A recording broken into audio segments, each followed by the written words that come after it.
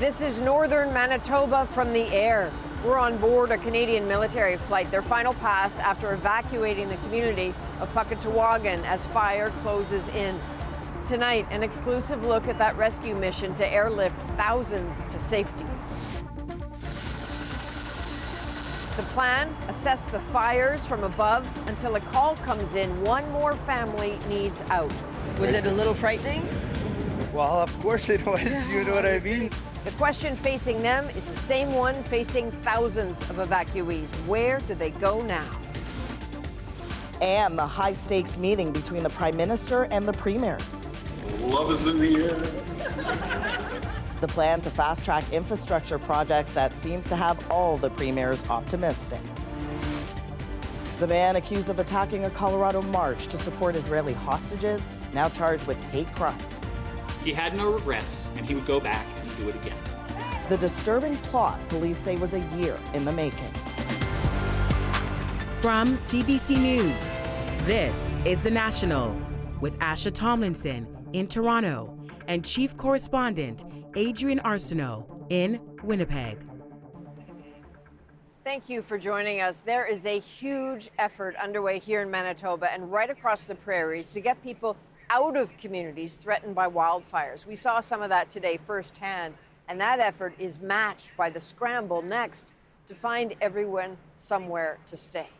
An estimated 30,000 people are on the move, pushed out by the fires that are being pushed in by the winds. In Saskatchewan, new evacuation orders have been issued for several more communities, including La Ronge, a town of about 2,500, because of fast-moving flames.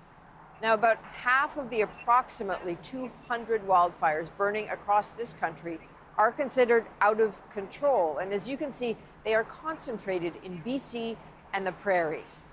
And so that is where the need is sky high right now for hotel rooms. But as Cameron McIntosh shows us, finding those is pretty challenging. Airlifted to safety, the military has now flown about 3,200 people away from Manitoba's wildfires, including hundreds from Puckatawagan, Matthias Coulomb Cree Nation. Like Mary Sylvia Caribou, now helping gather donations, staying at a temporary shelter in Winnipeg, waiting for a hotel room to open up. So far, I've only had maybe 3 hours, 4 hours of rest since we left Puck. Wildfires continue to threaten several northern Manitoba communities, including the city of Flin Flon, where it's been touch and go for days. It's really at the mercy of Mother Nature right now. Across Manitoba, about 17,000 people are out of their homes, with another 8,000 in Saskatchewan and about 5,000 in Alberta. Figuring out where to put everyone, a big challenge as hotels fill up. These Manitoba evacuees who ended up in Saskatchewan say there needs to be better coordination.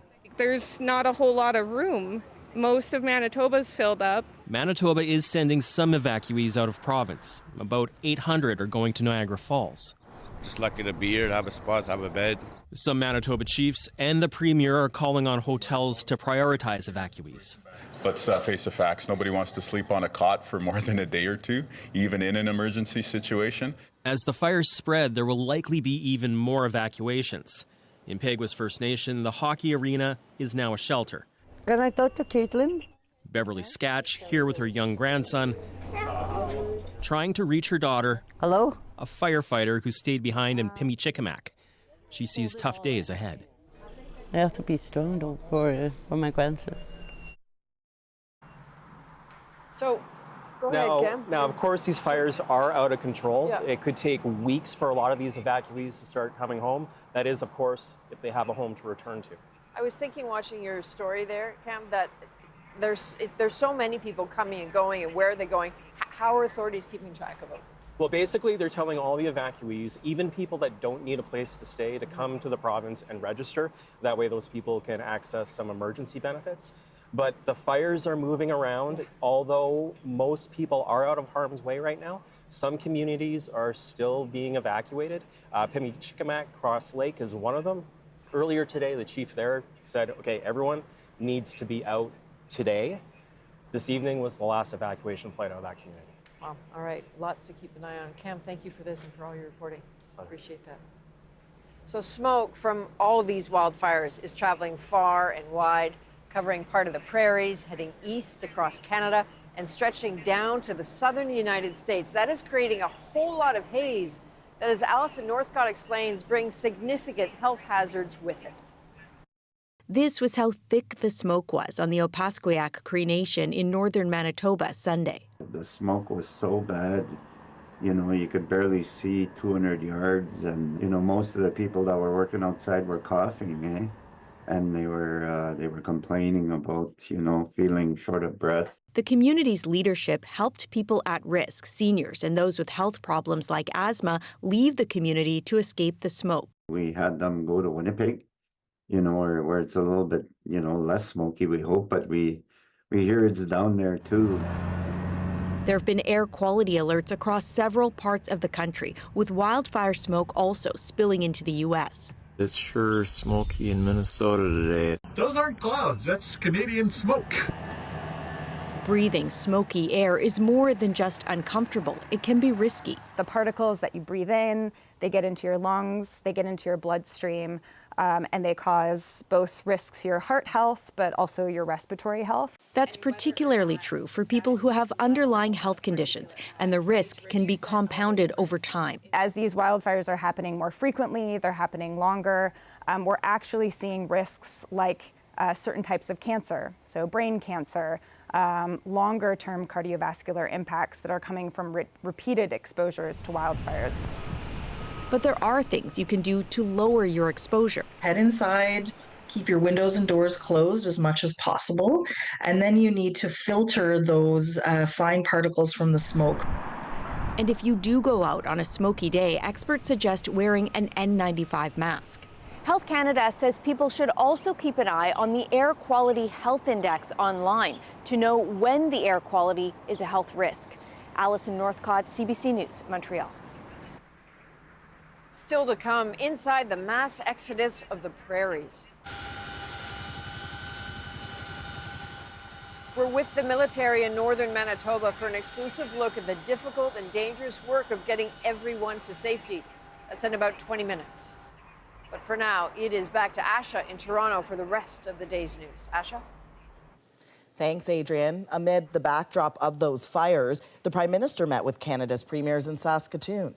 They talked about what will get built and how quickly it can get done. As Catherine Cullen explains, the premiers seemed to walk away united, even optimistic after projects were pitched. Hey everyone, love is in the air. Love? Well, certainly some butterflies. Premiers anxious to win over the new PM with their project pitches, seeking a fast track to building, maybe even financial help. And that's what this meeting is about, building a stronger Canadian economy. But in new relationships, values don't always align. Alberta's premier went in insisting on a new oil pipeline, saying a no could hurt national unity. Having an energy corridor to northern British Columbia that includes a bitumen pipeline would be a good first step in the communique. Though BC doesn't sound keen on the idea, even if they haven't outright rejected it. Is BC's answer no, you're not on board with this? Well, our answer at this point is we want to focus on shovel-ready thing. There's no proponent at this time. There's no project that is really there to look at. After the day-long meeting, there was still some love in the air. I'm going to be very blunt here. This has been the best meeting we've had in 10 years. Simple. But the result of that meeting, not a list of things to build, but principles. There is a long list of projects that bring the country together, diversify our markets, make us more resilient, create good jobs and growth, have very good prospects of Indigenous partnerships and beyond. Mark Carney says he'll soon table a plan to approve projects within 2 years. Ontario's premier says he never expected a list of projects today. I described him today as Santa Claus. He's coming, and his sled was full of all sorts of stuff. Now he's taking off back to the North Pole. He's going to sort it out, and then he's going to call us. And Danielle Smith does believe there's still hope for her pipeline, though carbon capture and storage would have to play a role. The fact that he mentioned that a couple of times suggests to me that there will be some kind of accommodation. I don't know what that looks like yet, but we're going to work with them in a spirit of goodwill to try to get there. So the Prime Minister has goodwill from the premiers. He still has that ambition to build big, but he is the one who said that things need to happen at a speed previously thought impossible. Now he's got to deliver. And Catherine, what are the biggest challenges to that? Well, certainly one of them is how he handles Indigenous rights. The Assembly of First Nations has said that they're worried that this plan will violate Indigenous rights. The Prime Minister said today one of his criteria is that any project has to be a high priority for Indigenous leaders. He is going to want buy-in from them, not only to keep his word on respecting those rights, but also to avoid court challenges. Asha? Catherine Cullen in Saskatoon, thank you. After nearly 6 weeks, testimony has concluded in the sexual assault trial for 5 former World Junior Hockey players. As Katie Nicholson tells us, the defense rested its case after only one of the players testified. After a weekend of deliberating, would they or wouldn't they testify? The same answer from legal teams representing Alex Formanton, Dylan Dubé, and Cal Foote: no. But there would be one last witness called. Detective Lindsay Ryan, the London, Ontario police officer tasked with the second investigation into the case, which resulted in charges against 5 former World Junior Hockey players. Formanton, Dubé, Foote, Carter Hart, and Michael McLeod, all alleged to have sexually assaulted a woman known as EM in a London, Ontario hotel room in June of 2018. All have pleaded not guilty. Detective Ryan was questioned briefly by Hart's lawyer on the discrepancies between statements EM gave in 2018 and 2022. Ryan responded, "I thought they were important because it seemed like she had processed some stuff in the 4 years that had passed." Asked by the Crown how EM seemed when she learned of the new police investigation, Ryan responded, "She was actually quite upset. I felt pretty bad because it felt like I got the sense that I was opening up some wounds that she was trying to close." Court adjourned before noon. The lawyers now preparing their final submissions for the judge. Closing submissions can be vitally important. Law professor Christopher Sharon says the Crown and the defense teams are now sifting through the weeks of evidence and transcripts. The closing is a critical opportunity for the lawyer to do that work for the judge and make it as easy as possible for the judge to come to the conclusion that the lawyer is seeking. And so after roughly 6 weeks, 1 mistrial, and 2 discharged juries, it all comes down to this. Those closing submissions begin Monday, and then it will all fall to Justice Maria Caracia to weigh the totality of the evidence, a decision that could take weeks. Katie Nicholson, CBC News, London, Ontario. In Nova Scotia, people are gathering tonight to mark 1 month since 2 young siblings went missing. Tonight is about saying a prayer, and we're going to light the way home for them. On May 2nd, the mother and stepfather of 6-year-old Lily and 4-year-old Jack Sullivan reported they had wandered away from their home in Lansdowne Station. A search resumed over the weekend, but it turned up nothing new. The man accused of setting people on fire in Boulder, Colorado, is facing multiple charges tonight, including hate crimes. The attack that injured 12 was all caught on camera, and we're going to show you some of that disturbing video. Katie Simpson with more on what police are saying and the push to have him deported. Screams fill the air along with smoke, the terrifying ordeal captured on camera. Focus for a moment on the right side of your screen. The suspect hurling Molotov cocktails into a panicked crowd. Any doctor here? Please bring water. I saw it, a big flame as high as a tree, and all I saw was someone on fire. Members of the Jewish community targeted, police say, while meeting for a weekly walk to raise awareness about hostages in Gaza. In the moments before his arrest, the suspect yelling. 45-year-old Mohammed Solomon is facing 16 attempted murder charges, a federal hate crime charge, and multiple weapons offenses. And when he was interviewed about the attack, he said he wanted them all to die. He had no regrets, and he would go back and do it again. Wearing a bandage on his head, Solomon made a first brief court appearance. Police say he'd not previously been on their radar. On social media, U.S. President Donald Trump wrote, "Yesterday's horrific attack in Boulder, Colorado will not be tolerated," saying the suspect came in through Biden's ridiculous open border policy. The Egyptian national arrived in the U.S. on a tourist visa in 2022. He later applied for asylum, with officials saying his paperwork expired in March. This individual should have been deported. Instead, he was welcomed here.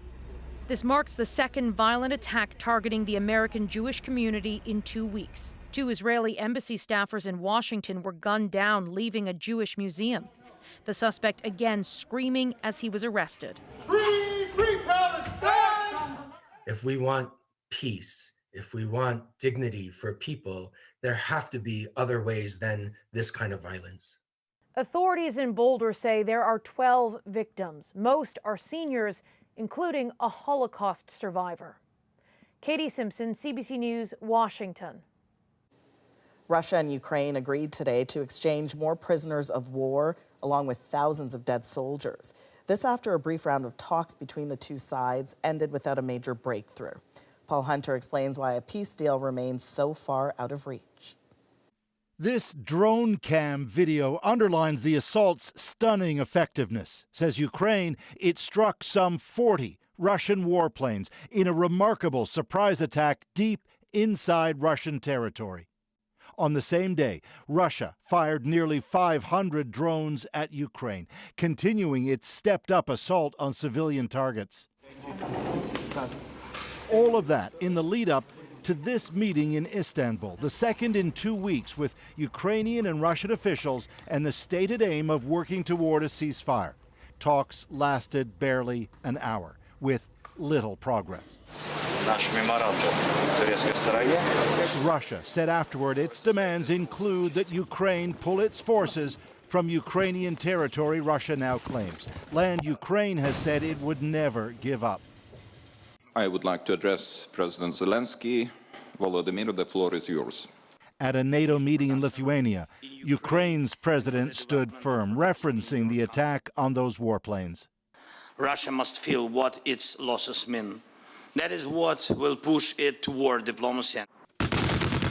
As fighting, meanwhile, continues, there's word of some progress from the talks in Istanbul on other issues, agreement to exchange at least 1,000 prisoners of war, and for the two countries to trade the bodies of some 6,000 soldiers killed in action.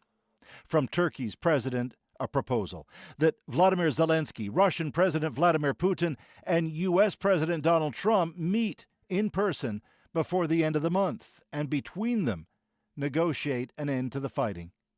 On that, the White House emphasized the need for Zelensky and Putin to meet and talk, but said the U.S. president is open to being part of it if it comes to that. Paul Hunter, CBC News, Washington.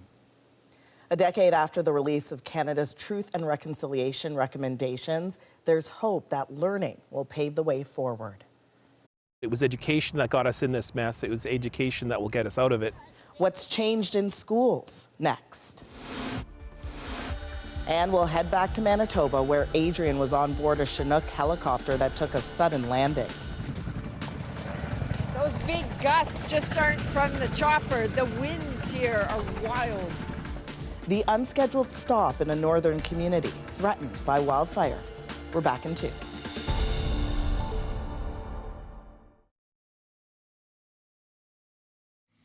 We know the Premier is telling untruths to First Nations about... We'll ask the member to withdraw.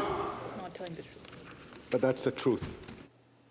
Ontario MPP Sol Mamakwa says Premier Doug Ford is telling untruths to First Nations communities regarding the controversial Bill 5. After refusing to withdraw the comment, he was ejected from the Ontario legislature.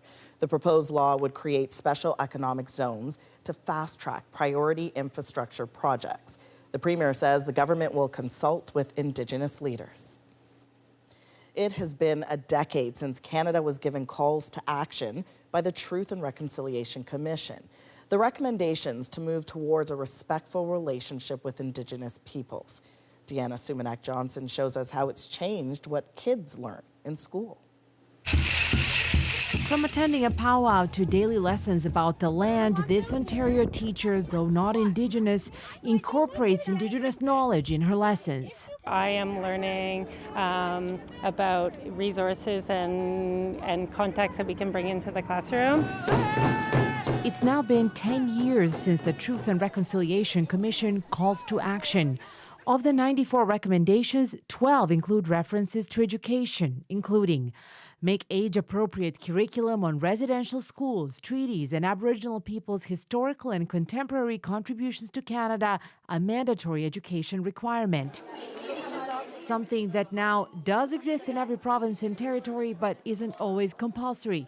The popularity of the Orange Shirt Day also indicates where we're at, says this author and professor, who is also the son of the late TRC author Murray Sinclair. That tells you that there is progress being made. Not enough progress, because it is just simply one day where we commit to talking about the impact of residential schools. Can we do it for the other 364 days in a year? Another point in that call to action refers to financial support and self-governance of schools that cater to primarily Indigenous students. The First Nations School Board in the Yukon is one of a handful in the country that do that. And so it was about changing how we're teaching in the schools from the structured literacy support to taking kids on the land. Elsewhere, student enthusiasm for learning from and about Indigenous people is there. To learn about their culture and their lifestyle and how they lived before we were here and how they were here first before us. So we have to respect their land. A living testament to the power of Murray Sinclair's words. Education got us into this mess. Education can get us out of it. Deanna Sumanak-Johnson, CBC News, Toronto. After the break, Adrian joins us from Winnipeg with the efforts to evacuate a First Nation community threatened by wildfires and shows us the rescue by air. We'll take you on board a flight-turned-rescue mission as it brings one more family to safety. Plus, a month after the stillbirth of their daughter, a BC couple receives a bill for her autopsy addressed to the baby. It was soul-crushing and just wrong. The family calling for systemic changes. And costly plans from the White House to protect the U.S. from missile attacks. It certainly was not attainable in the 1980s. I don't think it's attainable now. Is Trump's Golden Dome defense system even possible? The National breaks down the stories shaping your world next.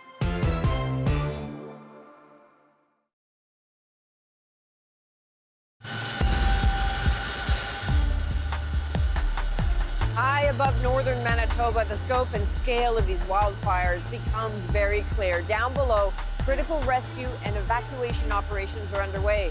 We got a first-hand look heading up to the Pas, Manitoba. Roughly an hour north of that is Puckatawagan, a remote community where, as you are about to see, some of the last evacuations happened just in time. So the Canadian military granted us special access to evacuation operations. So here's an exclusive look at what it takes, the teamwork, the danger, and the grateful Canadians now out of harm's way.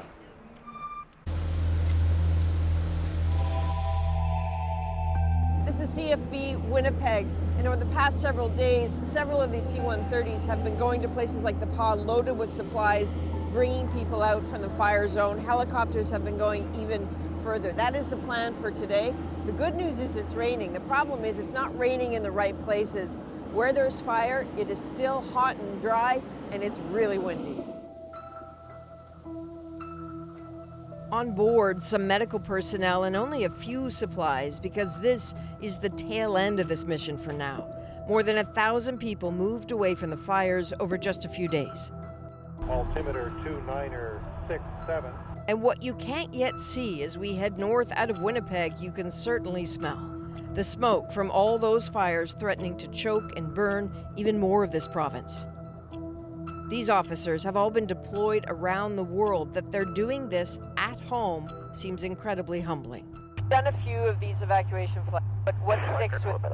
Honestly, these are the most rewarding flights I've done. I've deployed 4 times throughout the world and operating around the world, but like nothing beats pulling Canadians out of harm's way in Canada. We have felt under a lot of pressure to get people out. There's a lot of young children, older folks with respiratory issues. We need to get them out. But they've also been very frustrated.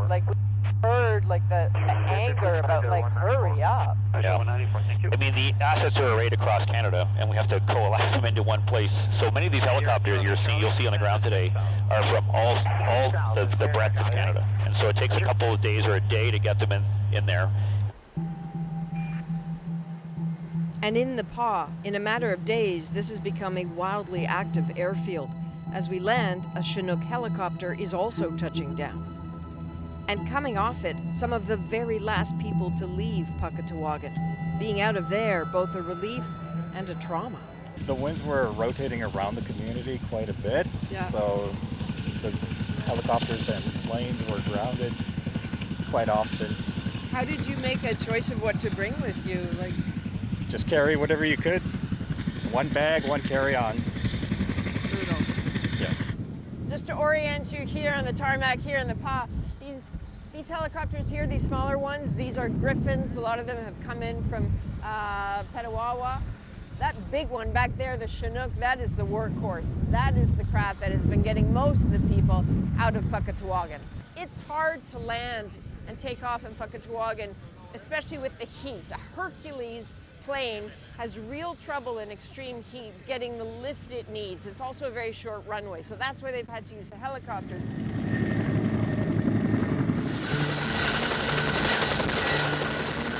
With those left behind in Puckatawagan thought to be just the first responders and firefighters, the team decides to take one last loop just to make sure. The winds have been worsening, so they need to leave fast. It's roughly an hour flight north, but quickly they have to climb. The smoke is too thick. And see that? The plume is rising even at 8,000 feet. And closer to Puckatawagan, the depth of the problem is so very clear. The fire encroaching close to roads and communities, even with all that water, escaping is no longer possible. Just when they think all is clear to go back, they have to circle and land. There is one more family to get out.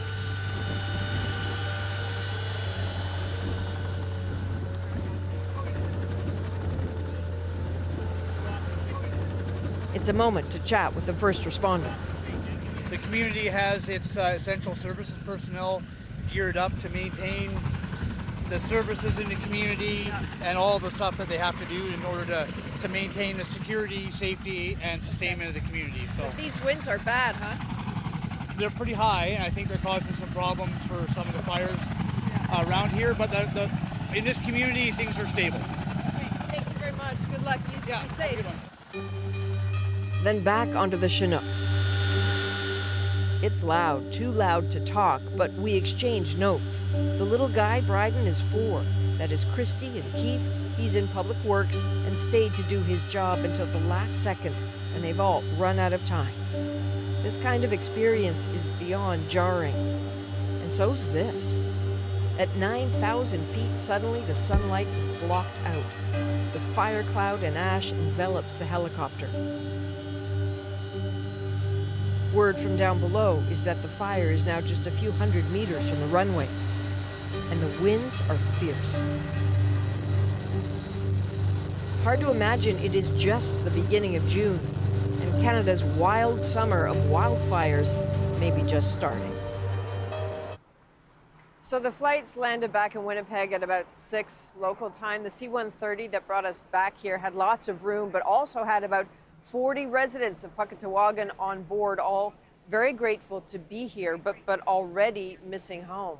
I bet. Can you tell us more about that moment on board the plane, though, when the smoke and ash blocked out the sun? Yeah, it was interesting. So that was on board the Chinook. We'd been climbing pretty high to get away from the smoke. It gets colder the higher up you go, so they sort of had to shut the back door. Still very light out. And then all of a sudden, it was as if all the lights had gone out and we were staring at orange street lights outside. The flight crew went through exactly the same thing the day before. It makes everybody suddenly sort of very quiet in the helicopters. You're trying to figure out how long you're in this cloud for. It's really one of those very arresting moments, and I keep wondering what was going through the little guy's mind there, because it was strange. I can only imagine. What about those families that you met today, Adrian? How are they coping? Some of them seemed fantastic. I know that's a preposterous thing to say. There were lots of high fives with each other and with the members of the military. It's very disorienting to have to leave home that quickly and then get onto these loud helicopters. When you fly out, you can still smell the smoke, you can see the ash, and you're on a bumpy plane. And there was some confusion, though. Some people asked us, where are we going? Oh, we're going to Winnipeg. What happens when we get there? I don't know the answer to that. They didn't know the answer to that. They had tons of questions about where they would be staying, when they could get home. You can put yourself in their shoes very, very easily. They were hanging on. They did the best they could. It was time to go. And then they grabbed what they could, and lots of questions remain, so many questions. It sounds chaotic for some. And, Adrian, for you, you've been just going full steam ahead. You've seen so much over the course of this day, so many moments, I bet, and emotions. What struck you the most? Everybody was incredibly patient for people who are exhausted. I found that the officers, the flight crews were very nimble. They were working really hard to make the kids feel good. There were some candy, there were lots of smiles, tons of friendliness, tons of organization, and people were just very gentle and patient with each other. And it's hard to tell from brief encounters whether that is exhaustion or shock or just decent human beings being decent to each other. But I can tell you that most of the people I met are pretty nervous about what's next, and you can totally understand, especially looking at what their community looks like now, like what is going to happen to it. Yeah, for sure. Really appreciate this insight. Thanks for painting the picture for us, Adrian. You bet.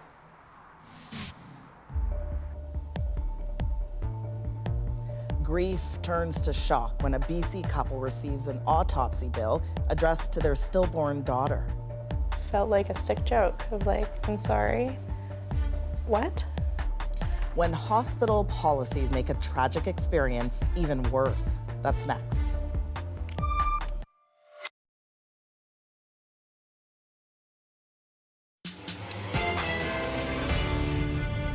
I think my brain didn't let me think she was going to be stillborn. After a heartbreaking stillbirth, a BC couple is shocked to discover a bill for the autopsy addressed to their deceased daughter. It was soul crushing and just wrong.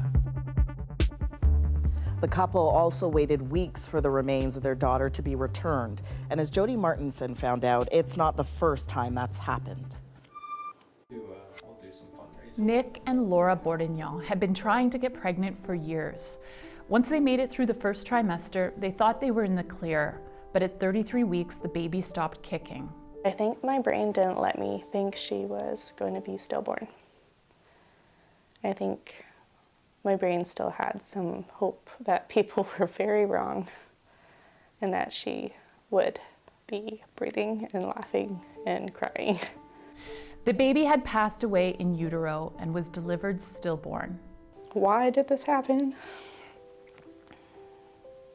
Was it something I did?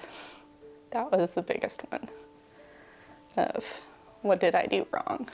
We weren't expecting anything. A month later, Nick and Laura got a bill from the hospital. It was for the autopsy, and it was addressed to their deceased daughter, Michaela Poppy, with the initials SB, stillborn. Now I'm looking at a piece of paper that's addressed to my daughter and says everything they did to her. It was soul crushing and just wrong. Felt like a sick joke of I'm sorry, what? You're billing my daughter? The couple agreed to the autopsy in case it shed light on congenital issues that could be a factor in future pregnancies. They were reassured that their daughter would be cared for, and they desperately wanted to bring her remains home. It was this notion that, when she'd be home, she'd be safe. She'd be with her parents. Looking at the bill, Nick realized his daughter's body was still sitting in the morgue 2 weeks after the autopsy was complete. So they filed a complaint. The health authorities said they were sorry for any distress and reversed the charges. But this is not the first time this has happened. That's pretty much the same as ours. Yeah. CBC showed them a letter about a similar case from 2 years earlier. That mother says her baby's body was left in the morgue for 8 weeks after the autopsy. She also complained. We can't bring our son home. We can't leave him to rest. In that letter, the health authority promised to standardize the process to reduce the risk of this occurring again. This is why I want it clear in writing exactly what policies and procedures are going to change. Experts say there is no uniform standard of care across Canada when it comes to stillbirth. Just speaks to a larger issue of not having systems in place so that no parent will ever go through that. Oh, and this is her. Oh, yeah. Michaela's ashes are now home. Nick and Laura have escalated their complaint to BC's Patient Care and Quality Review Board. In a response to CBC, the health authority apologized to both families and said we have an obligation to learn and improve. These are her big footprints, or we call them her big stompers. The couple is scheduled to meet in June with administrators at BC Children's Hospital, and they're doing this in Michaela's honor. There's been a few times where we've had doubt about if we have done enough to fight for her or be good parents. And literally when Nick and I were having that conversation, a huge rainbow appeared.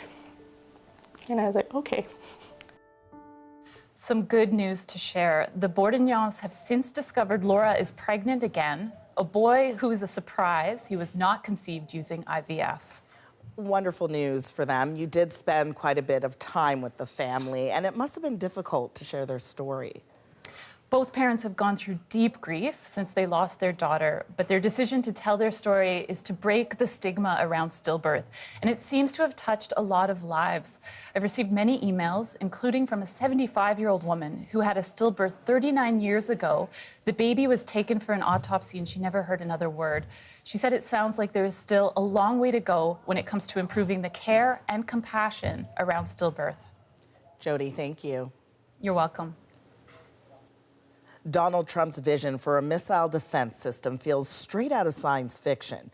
Dubbed the Golden Dome, it would be a globe-spanning shield.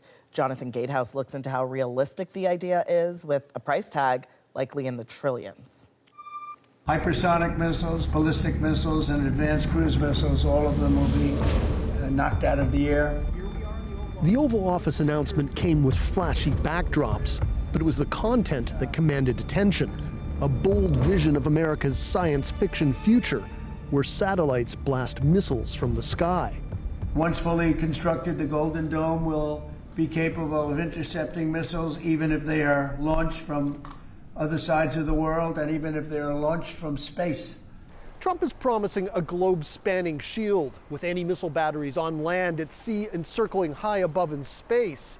Multi-layered interceptors capable of tracking and destroying hundreds of missiles at a time, with enough firepower to provide second or even third takedown attempts should missiles get through the first line of defense.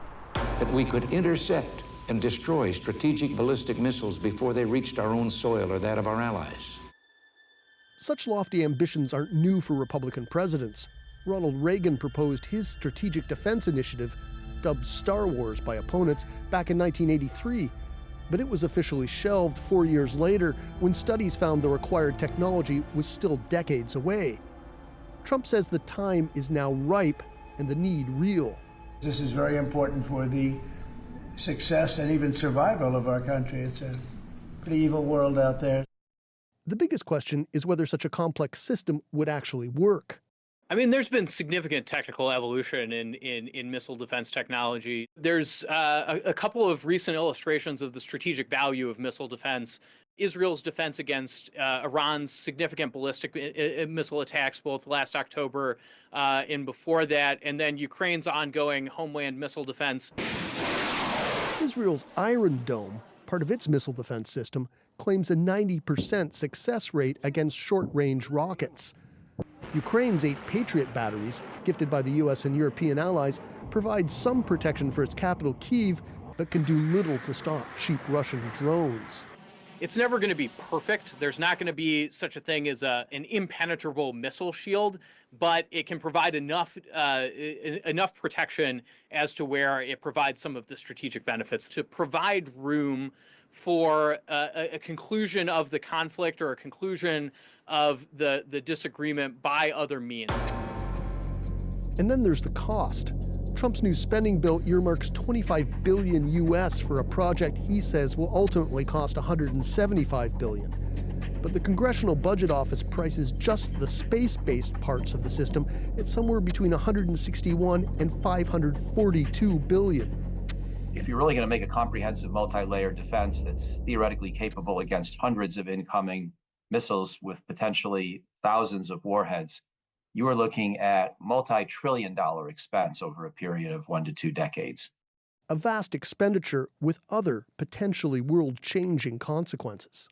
Donald Trump has a very expansive vision, hearkening back to Ronald Reagan's idea of making nuclear weapons impotent and obsolete. It certainly was not attainable in the 1980s. I don't think it's attainable now. And so in that regard, if you chase the wrong objective, I think you'll fail and spend a lot of money along the way and possibly further poison U.S.-China and U.S.-Russia relations. Canada will not take part in the proposed ballistic missile system. When George W. Bush proposed a similar missile shield back in the early 2000s, Canada wasn't interested. But now, faced with a trade war and a president who finds as much fault with friends as foes, times appear to have changed. In one of his first acts as Prime Minister, Mark Carney signed a $6 billion deal with Australia for a cutting-edge radar missile detection system, which would dovetail nicely with Trump's ambitions if the U.S. president can be talked down from his demand for a contribution 10 times that size. We are conscious that we have an ability, if we so choose, to complete the Golden Dome with investments and partnership. We are in a position now where we cooperate when necessary, but not necessarily cooperate. You have to have the ability to defend. This retired general, a former director of operations for NORAD, says Canada needs missile protection too. It's absolutely essential. The conventional threat has significantly increased from Russia and China and criminal and terrorist organizations, things like drones and cruise missiles. Trump has never been short of big plans, although his track record on seeing them through is mixed. His new tax cuts and other expenditures are already straining U.S. finances, adding an estimated $4 trillion to the deficit over the next decade. Still, Star Wars will become a reality in some form, says this expert. This is a guy who likes to have signature accomplishments, Trump Towers all over the world, and other things that he can point to as a lasting, tangible legacy. At this point, I would be surprised if we don't deploy something. A Golden Dome that may or may not end up offering the promised protection, but one that will surely carry a sky-high price. Trump's Golden Dome is drawing harsh responses from U.S. adversaries, including the Chinese, who have likened his plans to opening Pandora's box. That's all from me here in Toronto. Now let's head back to Adrian in Winnipeg. Up next, a Manitoba community bands together to support evacuees. Had the coffee pot on for me and bacon and egg breakfast and amazing people. A small town with a very big heart in our moment.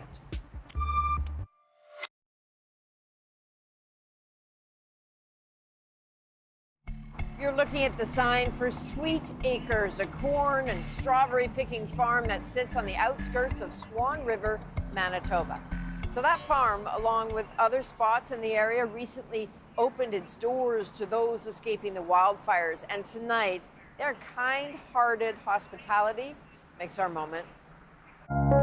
Yeah, my daughter, Tanisha, called us late that evening of the evacuation and said, hey, do you think we should open our farm up to the evacuees? I said, what a great idea. I just said, that's a no-brainer. Let's do it. As soon as I pulled up, Darren came outside. Immediately it was, oh, it's just you. No, we have a bedroom. You're coming to stay in the bedroom. And I said, no, I'm good. I got blankets, I got pillow. I'll just sleep on the back seat of the Jeep. And they had the coffee pot on for me and bacon and egg breakfast and amazing people. I believe, we've made a friend out of this. She's a very wonderful lady, but, that she had lost her cabin. She was notified that her cabin was lost in the fires. We've seen a lot of organizations come out and help out, whether it's bringing water, giving gift certificates, helping with accommodations. We're here for you, and we want to make sure that despite the situation, that we can make it the best it can be. Canada, you are really good at this, and there are a whole bunch of people who are going to need that sort of hospitality and kindness. It is only June the 2nd. This is a ferocious fire season, and lots of people are going to need that help. Thank you for being with us. You can watch anywhere, anytime on the free CBC News app and subscribe to the Nationals YouTube channel. I'm Adrienne Arsenault in Winnipeg. Take care.